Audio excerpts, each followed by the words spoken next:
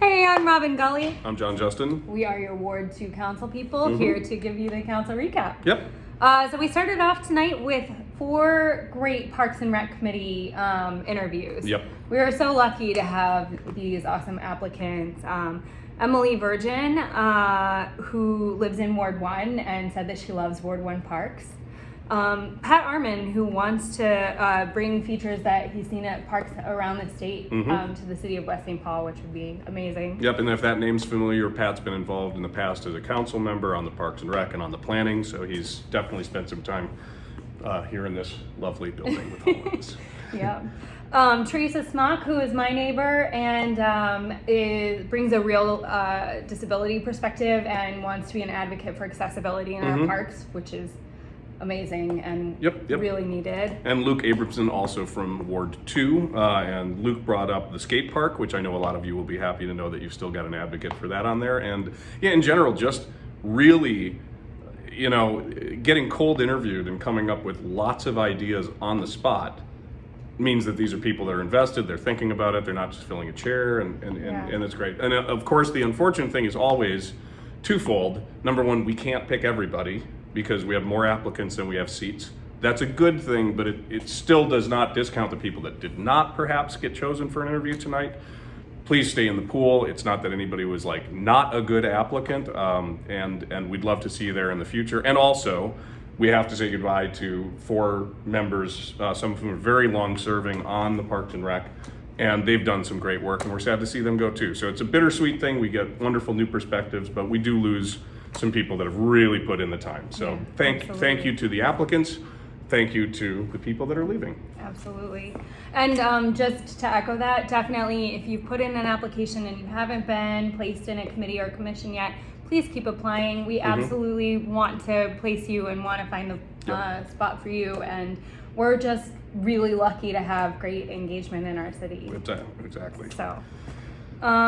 We talked a little bit about the ice arena expansion. Yeah, and it's sort of not a bureaucratic, because everybody hates that word, but it's an alteration. Nothing's changing in the plan, nothing's changing in what we're doing. There seems to be a different way to approach it than what we've been talking about before. Staff appears to have worked really, really hard on this, and I think they've got good solutions. So the ice arena expansion, the parking lot, all of that stuff, nothing is deviating. I know people get worried. But just a little difference in the administration, how we think it would be best to do it. And it made sense to me, you know, and I'm not a project manager, but it made sense to me. Essentially, instead of leasing the building to the Hockey Association, the city will continue to manage the building. Yep. And the Hockey Association is paying for a lot of the expansion. Yep. And we'll be sort of double directing it through the manager of this thing and also through the contractors and subcontractors, rather than kind of doing. There's a graph. It makes sense. There's pictures. Pictures made sense to me. It's all good. Yeah, you can definitely check it out though if you're interested. And it's in the open council work session packet. So then we went on to the council meeting, and it was a fairly long meeting, but nothing super controversial. Nope. So a number of things that y'all have probably. God, I sounded Southern when I said that. It's a little late. That you all have heard about before. But starting with some new business, actually. Let's start with Neighbors Inc. Oh, yeah. Celebrating their 50th year of serving our communities. 50 years. 1972. Yep, and they gave a great presentation. I'm very aware of Neighbors Inc. I've put the bin for collection in my store for many years. I know they do great work. My mother-in-law volunteers there and is a huge fan, and she's wonderful, so she must be right. And so it was really I was happy to see them and honor all the work that they've done. It's a really excellent, impressive organization that does just so much good for our city. So thank you to them, above the thank you we already gave them. Yeah, and congratulations to them on 50 years. 50 years of a nonprofit is that's a good run. That's a tough job. Yeah, it really is.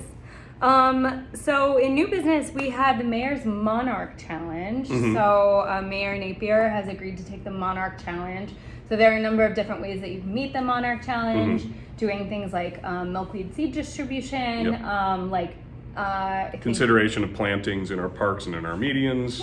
And it is, sometimes these pledges are an affirmation without a lot of action. It's just the way that things work with pledges and things like that. This one actually does have some teeth in it where we're going to do some steps here. This is going to be something that we are going to expand to meet the pledge. We're going to expand some stuff through our environmental committee. And I think that's really cool. While we're at it, the mayor also reminded us that we're heading into the water pledge that we've done previously.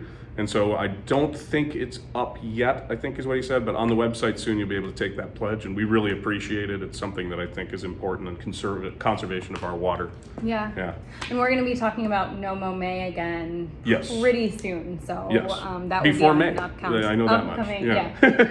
That'll be on an upcoming. That's how calendars work. Yes. So be thinking about how you're going to participate in No Mow May. Yep, exactly. That's what I was saying. On a similar line, we had we talked about the resolution of the emergency climate change declaration, and again that gets a lot of support from the council, and so I think that so that passed today. We probably covered it last time, and I think there was more discussion of it. If you did want to see discussion on it, there was a little discussion tonight, but I think we got most of the discussion out in the open council work session. So you can look back at that if you have questions.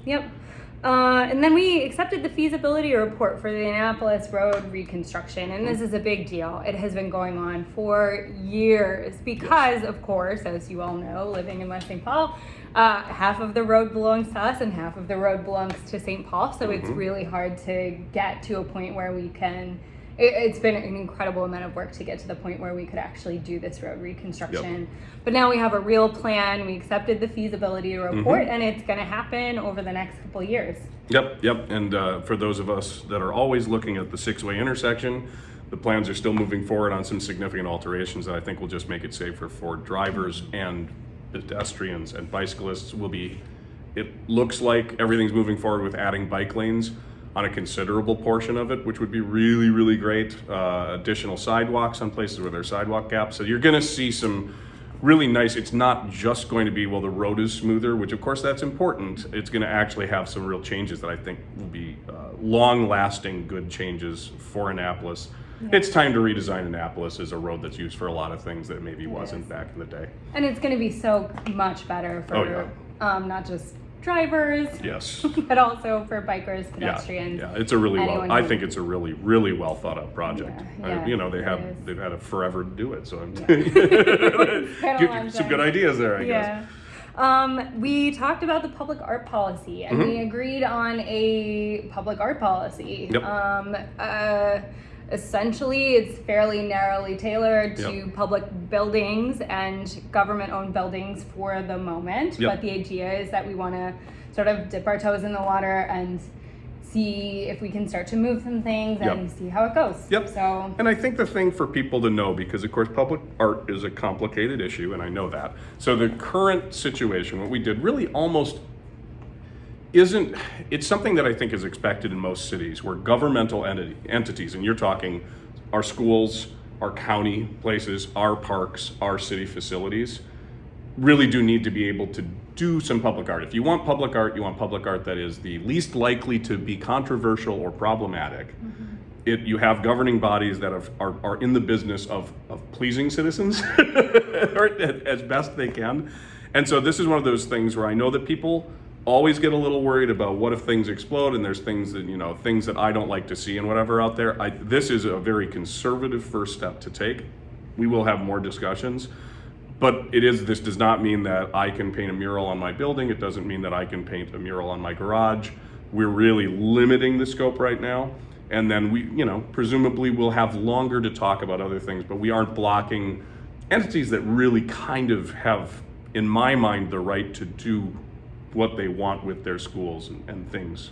Let them have that opportunity without standing in their way for no particular reason. So I feel good about that. I think the citizens will be happy too. Yeah, I think so too. And we were pretty excited to even talk a little bit about some of the buildings that we could see getting cool murals. Absolutely. So hopefully that will be coming down the pike for everyone soon. And then we talked about what came from the Charter Commission. So this is probably pretty inside baseball, to be honest. It's mainly some changes in the way that we handle acquisitions by the city manager and really catching up to what what money is now versus what it was. The limitation was $25,000 before. It's been bumped up to $50,000. Apparently, $25,000 goes back, I think, 20 or more years, and I can tell you $25,000 20 or more years ago probably isn't that close to what 50,000 is now, unfortunately. And then also some similar things with bidding projects. Same thing, where we're just increasing the cap, where under a certain point it's just more efficient to not have to go through the full bidding process. I think the current new cap is $175,000.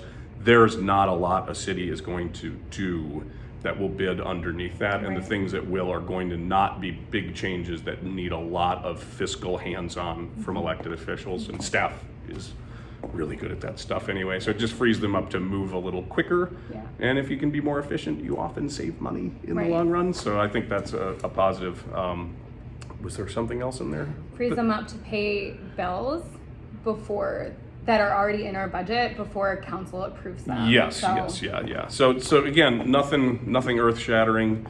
Probably just some overdue changes that improve the efficiency for staff. The final thing, and this actually is really important and will affect a lot of people, is that we talked about the redistricting plan that came from Charter Commission a couple weeks ago. They worked really hard to rebalance the districts based on the new population numbers. But that does mean that a lot of folks who have been in a certain ward are getting switched to a different ward. So I'm tempted to pull up the map right now, but I think it's probably better. It's available on the city website. The short version is that Ward 2's population has increased sufficiently that we had to pull some voters into Ward 3. And there was a little bit of a change down in the southeast corner of the city between Ward 3 and Ward 1. These are things that are kind of statutorily controlled. We will miss you. any of those of you that we're losing. The good news is I'm sure I can speak for Robin and myself that you can still call us even if you're not in our ward. I talk to people all over the city anyway. But yeah, so do keep your eyes on that. You don't want to be surprised when you meander over to the polling place you're used to and you get sent somewhere else and have an extra half an hour out of your day. Right. Well, and officially our city lines go into effect on primary day. So not to like confuse you just a little bit more, but officially the lines don't change. You're in our ward until the day of the primary. Until the day of the primary. But that does mean that when you go to vote, you'll have, if you got moved to a different ward, you'll have to go to a different voting location. And so none of which are far away. That was the other thing that I think was a big consideration, is making sure that you weren't taking people and making them drive across the city to a different polling place. Because everything we can do to encourage everybody to vote is good, and the more roadblocks you put in there, the worse. So making you uncomfortably get out of your comfort zone and drive far away from where you're used to going, we don't want to do that. So, so the Charter Commission worked really hard. And I was completely baffled. I looked at the numbers and I had a moment of like, well, let me see what I would do, and I was like, I like math, but it's a heavy lift. So thank you to the Charter Commission for all that work. That's all we've got. All right, thank you much. Everyone. We'll see you soon. Take care. Bye.